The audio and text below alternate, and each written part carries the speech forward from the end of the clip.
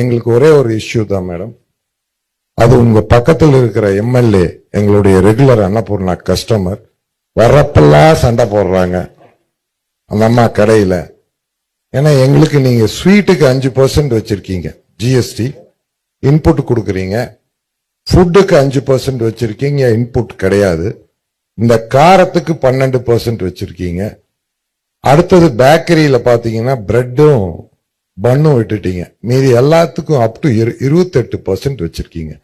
இந்த அம்மா வர வேண்டியது ஜிலேபி சாப்பிட வேண்டியது, அடுத்தது காஃபி கொடுக்கணும், காரம் வேணுங்கிறது. காரத்துக்கு 12ன்னு சொன்னா உடனே சண்டைக்கு வர்றது. இது டெய்லி எங்களுக்கு நடக்குது பிரச்சனை. ஒரே பில்லுல ஒரு ஃபேமிலிக்கு டிஃபரெண்டா ஜிஎஸ்டி போட்டு கொடுக்கறது கஷ்டமா இருக்கு. ஒரு பன்னுக்கு ஜிஎஸ்டி கிடையாது, பன்னுக்குள்ள ஒரு கிரீம் வச்சுட்டா அதுக்கு 18% ஆயிருக்கு.